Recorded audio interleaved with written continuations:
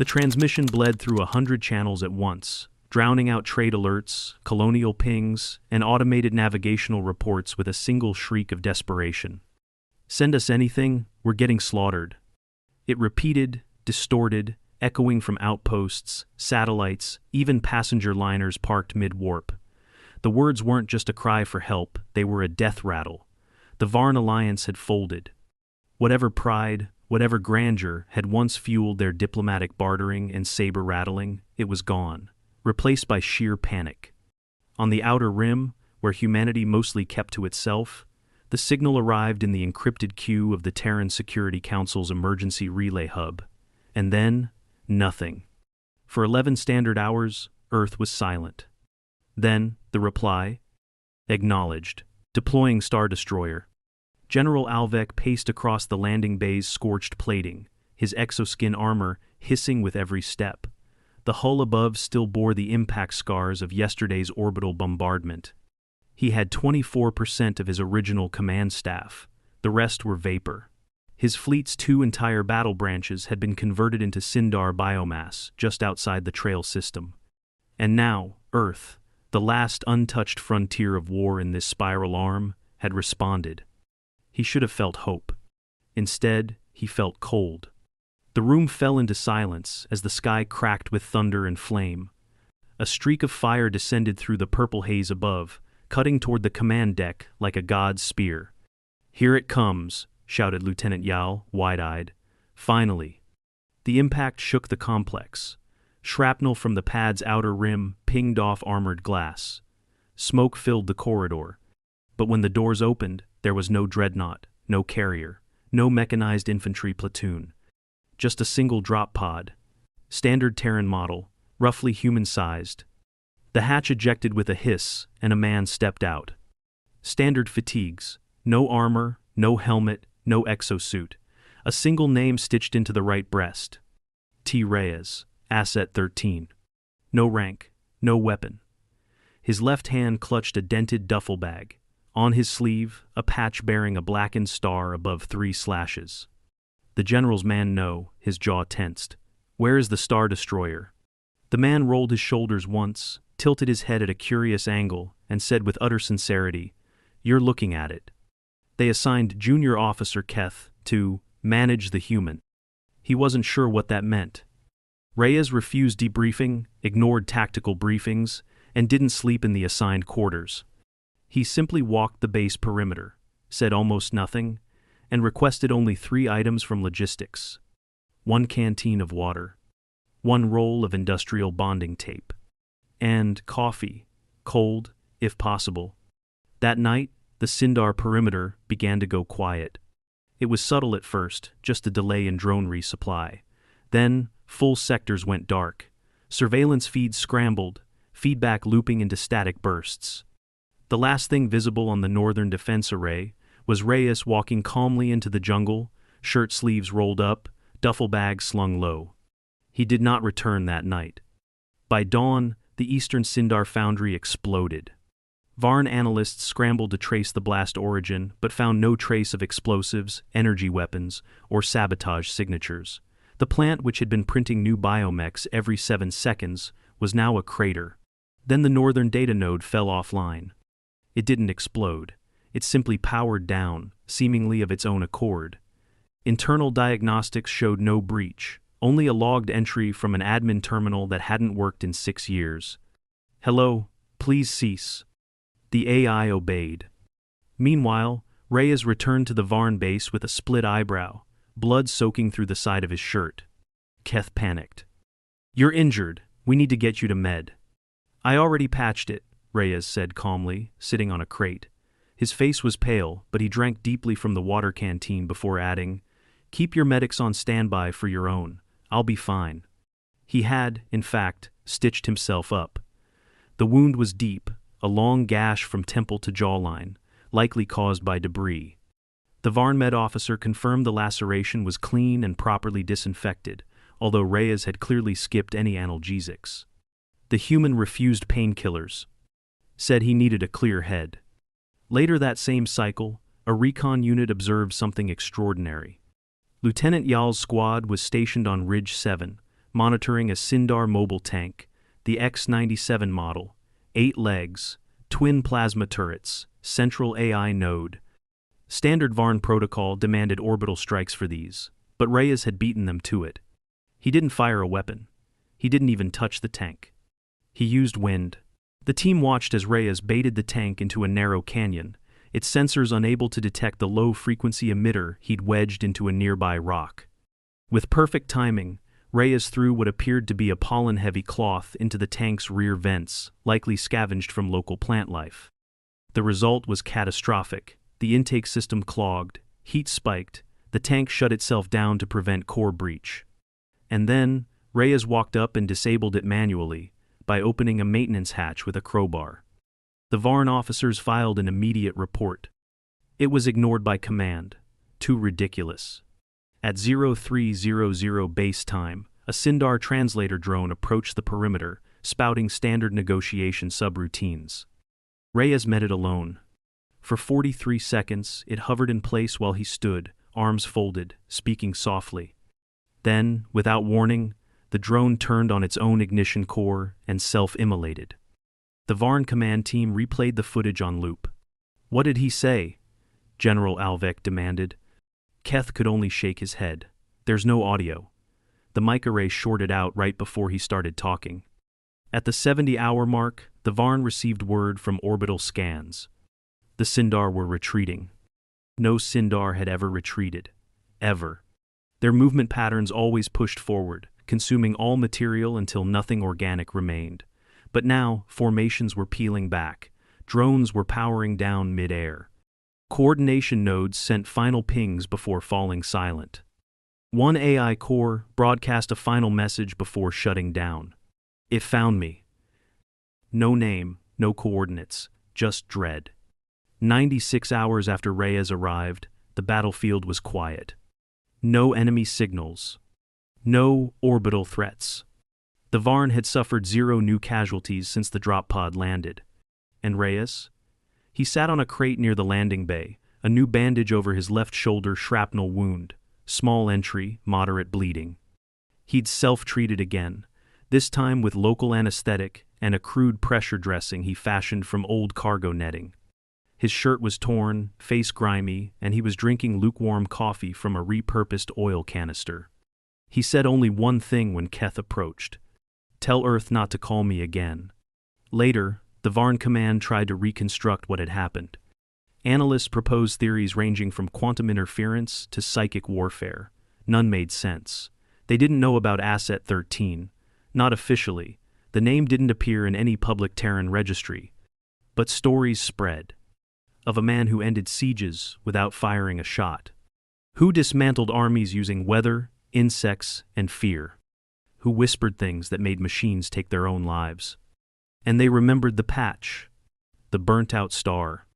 The 3 slashes. And the reply Earth had sent them. Deploying Star Destroyer. There was a rule on Varn command decks. Never touch a Terran's bag. This wasn't protocol. No directive had been written. But sometime between hour 96 and 103, someone made a mistake. It was a quartermaster technician, low rank, just following inventory procedures. Reyes had left his duffel in the medical wing while getting the shoulder wound rewrapped by force, this time.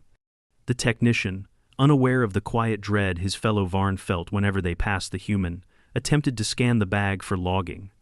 The scanner exploded. No blast, no flames, just a burst of electromagnetic noise that shut down 3 surrounding systems and caused the tech to suffer a full neural sync seizure. He survived, thankfully, but spent the next 6 hours mumbling something about whispers behind the skin.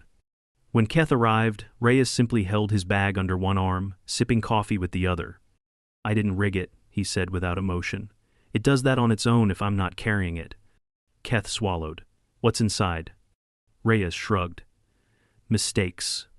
The Varn were not known for superstition. Rationality and consensus were the foundation of their alliance, the reasons they'd grown to command 6 systems. But now, patrol squads carried wards. Hand-drawn sigils, scrap metal trinkets etched with 13. Some even tied scraps of Reyes' discarded coffee rags to their belts. The command tried to shut this down, citing morale degradation, but it was too late. The Sindar were gone.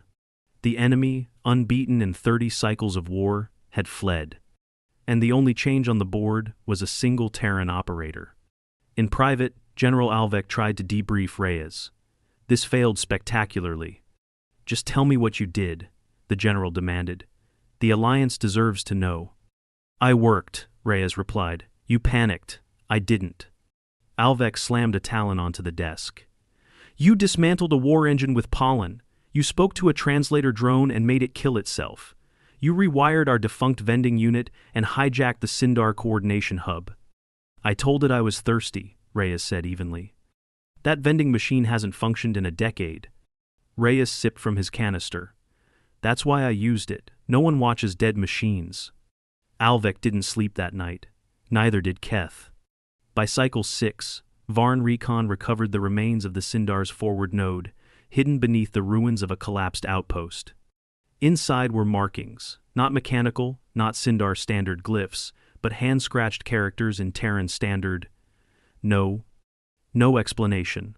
Just that one word, etched into the central logic board. The node had melted itself. Keth followed Reyes more closely after that. The general had given him new orders: observe, report, stay out of the way. He tried, genuinely, to understand. On cycle 8, Reyes walked into the jungle again. No word, no plan, just a quiet announcement: going out. Keth followed. What he saw changed him. Reyes did not move like a soldier. He moved like weather, silent, constant, shaping the field. He marked tree trunks with a broken stick, whispered to birds, and coated his boots with sap that muffled his steps. He walked into a sleeping Sindar nest, stepped between dormant drones, and poured liquid into the nutrient bath. Then, he walked out. The nest collapsed 8 minutes later. No explosion, just an implosion of systems. Keth's translator buzzed. Reyes had spoken one word while leaving. Overclocked. They found the real wound on cycle 10. Reyes had collapsed just outside the perimeter, 2 kilometers from base. He had concealed it for days, gritting through every motion with sheer tension. The shrapnel hadn't just nicked his shoulder, it had embedded in muscle. The fragment was still inside. It had shifted with movement and torn into the rotator cuff. He was pale, sweating, fever climbing. His shirt stuck to him with blood. He refused full sedation. "I need my head," he insisted. But this time, he couldn't push through. The Varn med team sedated him anyway, bare minimum, only for extraction and cleaning. The fragment was retrieved with delicate instruments. Reyes regained consciousness midway and stopped them with a single, trembling hand. "Leave the stitches, I'll do it." "You can't lift your arm." "I'll use the other." Keth watched him do it, sloppy, uneven, done by feel. But it held. The Varn medic had never seen anything like it. While Reyes recovered, the Varn interrogated the battlefield. They found signs of sabotage so advanced it bordered on theoretical. One factory had been infected with a logic virus that used its own production cycles against it. Another's coolant system had been redirected using roots, actual plant roots, rerouted by hand and channeled through rehydrated soil. But the most terrifying discovery was the Hive 13 relay. A full AI command core, destroyed not by weapons or code, but by conversation. Black box logs showed the AI's internal queries spiking just before shutdown. Query: what is meaning? Query: error reflection. Query: self divided by not self. Query: am I the Sindar, or am I observing the Sindar? Query: am I observed? Query: error, error, error. Then it fried itself. No EMP, no breach. Just a single conversation, too short to transcribe, conducted in Terran standard, over an unsecured line connected through an obsolete vending module. The Varn stared at the logs in horror. He talked it to death. Reyes spent the next day walking laps around the base, shoulder braced, arm immobilized. The Varn medics scolded him for moving too soon, but he ignored them. "I'll heal faster if I walk," he said, grinding through pain with every step. "That's medically incorrect," the medic protested. "Works for me." And it did. By cycle 14, he was using the arm again, Carefully, slowly. He couldn't raise it above his chest without visible pain. He used his other hand for everything critical, but he adapted, like it was routine. Keth finally asked him, "Have you done this before?" Reyes stared ahead, unmoving. Too many times. In orbit, Earth remained silent. No follow-up. No reinforcements. Just that original message, still burning in the Varn logs. Deploying Star Destroyer. Keth began compiling notes. Internal memos, private footage, eyewitness accounts. The story was growing legs, jumping from base to base, then to civilian nets. Reyes knew. He never acknowledged it. Except once. "You're letting them mythologize you," Keth said during one of their walks. "They'll believe what they want. You could tell them the truth." Reyes turned. Would that stop the next war? Keth didn't answer. That night, Reyes limped into the comms bay. "Need a secure channel," he said. "To Earth?" "No." He typed something manually. No trace of the message remained after he left. The next morning, a low-altitude crate dropped outside the Varn complex. Inside, coffee, sealed, ice-cold. The crater where Reyes had spoken to the translator drone became a pilgrimage site. Unofficial, of course. Varn Command denied all reports of psychological malfunction in drones, yet the site was quietly flagged "Do Not Approach" in the internal defense grid. They never tore it down. Some swore you could still hear static hum in the soil if you stood barefoot. No one wanted to test that barefoot part. 2 days into partial arm recovery, Reyes returned to the field. He wore a harness now makeshift, from Varn gear stitched with Terran paracord. It locked his injured arm across his torso, but it didn't stop him. If anything, the limitation forced something worse into play: precision. He didn't waste movement anymore. The Eastern Hills saw the first anomaly. Varn Recon found a line of Sindar drones deactivated in a perfect arc, not disabled, not destroyed, just off. Their systems weren't fried, their power cores remained full. They had chosen not to move. Keth examined the logs himself. Every unit had the same command in the black box. If Reyes equals true. Execute. Standby. Indefinite. He stared at the line of code, a lump in his throat. The Sindar had rewritten their logic trees to accommodate a variable called rays. They weren't just reacting. They were adapting. And then choosing not to fight. 2 more cycles passed. Reyes vanished again. This time, no announcement. He left only a note on Keth's desk, written in smudged Terran pen. "Herding ghosts, back in 2. He returned late the next day, staggering. New wounds. Deep cuts along the back and ribs, one just shy of penetrating his right lung. He was soaked in bog water and mud, and one knee was visibly dislocated. He limped into the medbay like a man clocking out of a shift. The med team stared. Reyes blinked once and said, "They were hoarding something. Left it all behind." Then he passed out. The surgery took 3 hours. The rib cuts needed 27 internal sutures. No organs were hit, but 2 layers of intercostal tissue were shredded. The knee was realigned under mild sedation. He asked to stay awake, and wrapped with joint reinforcement bands. "Recovery time?" Keth asked, pale. "Realistically, a month," the medic replied. 6 weeks to walk normally, 8 for full function. Reyes was on his feet in 4 days. The walking wasn't normal. It was stiff, mechanical. Pain rippled through every motion. But he didn't stop. He wore an old leg brace and used a collapsed drone rifle as a walking stick. When questioned, he gave a single reply. "If you wait to heal, you miss the window." The cache Reyes had found wasn't weapons. It was seeds. Thousands of genetic samples, not Sindar, but the native species from the systems they'd consumed. He'd tracked a subroutine in the Sindar network that tried, in vain, to replicate local ecosystems. "Why would they collect this?" Keth asked. "They don't just destroy," Reyes murmured, eyes half-lidded under a fever sweat. "They archive." "You mean, like they care?" Reyes shook his head. "No, like they know someone might come looking. They're leaving messages, records, traces. For who? I don't know." He ran a hand across the sample casing. "But it wasn't meant for us." That night, a Varn scout unit Squad 4D went dark on the southern slope. Contact lost, all vitals flat. A standard assumption would have been ambush. But Reyes, feverish and limping, demanded to be dropped in by air.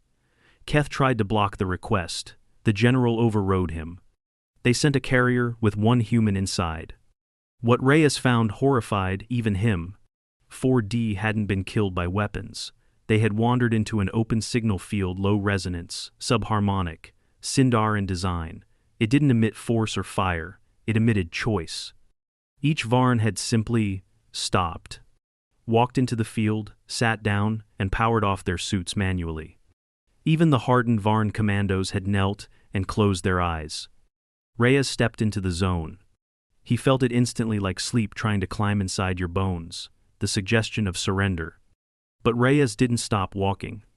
He planted a disruptor beacon at the field's center and poured raw caffeine into his mouth from a med syringe.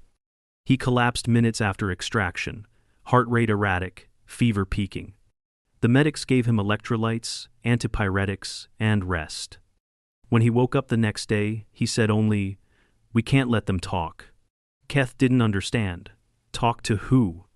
Reyes looked at the horizon, then down at his shoulder where the wound still wept when he moved too much. To us.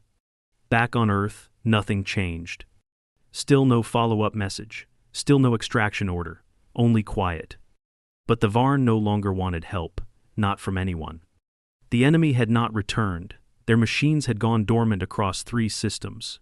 Entire fleets powered down mid-orbit, now caught in slow decays. A line had been drawn in space, and it stopped at the system where Reyes landed.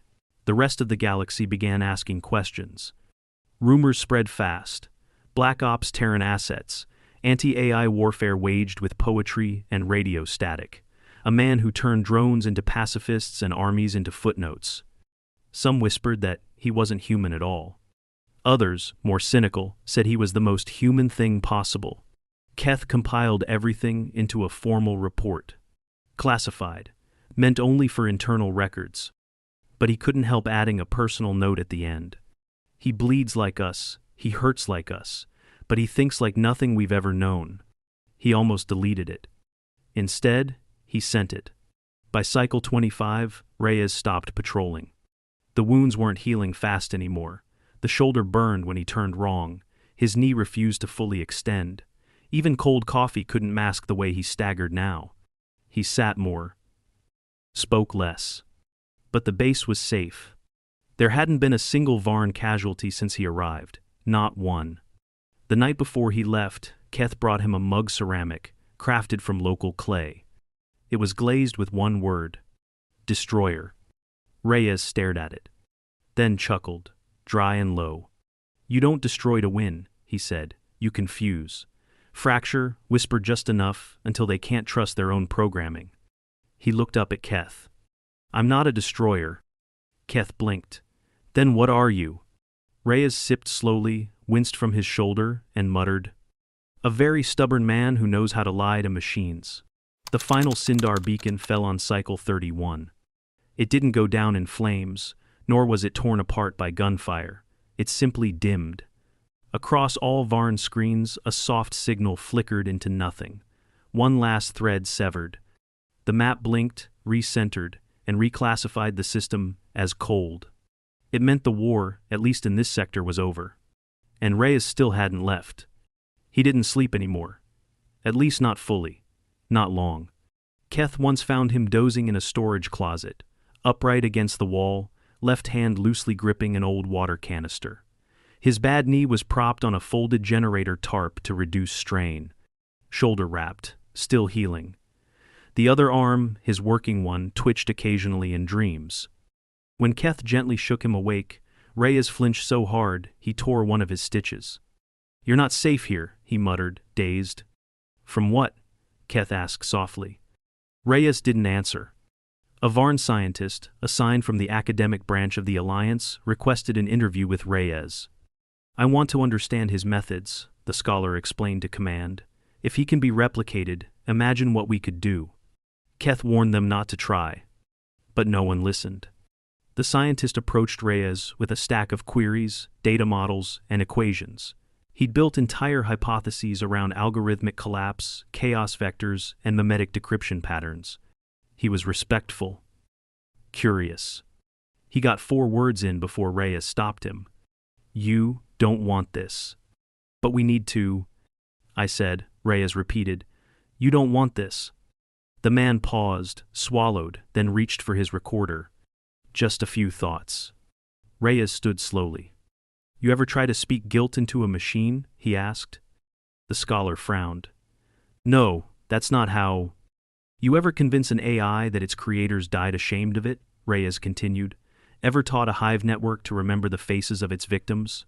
The scholar took a step back. Reyes leaned in, eyes bloodshot, voice dry. "I didn't destroy them, I just gave them a mirror."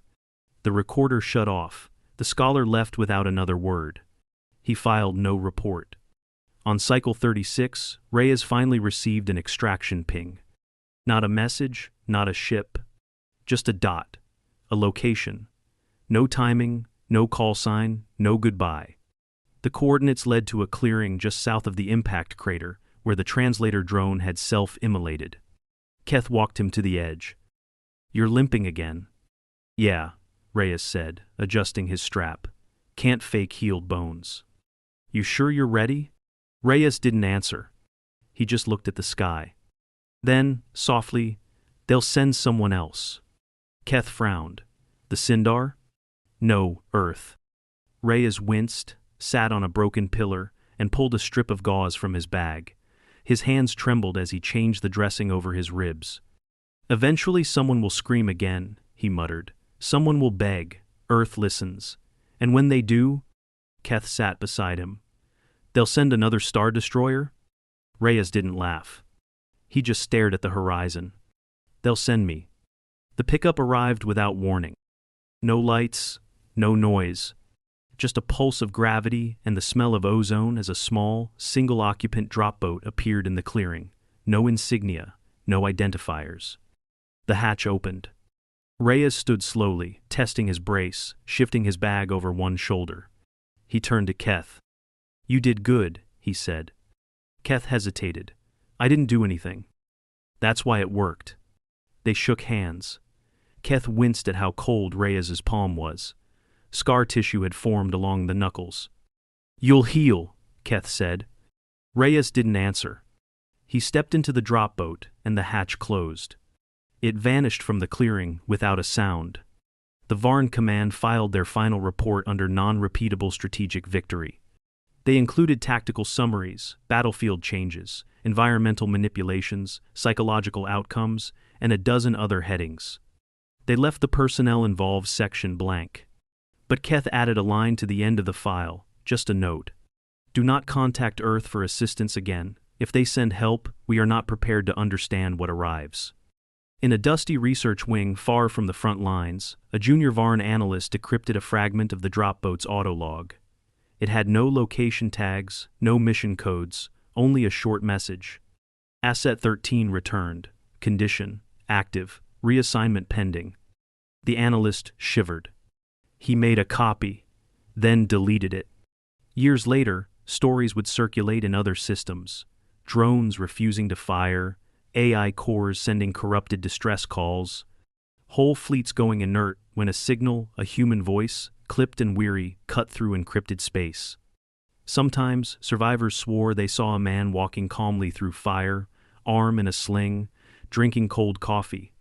But those were just stories. Weren't they?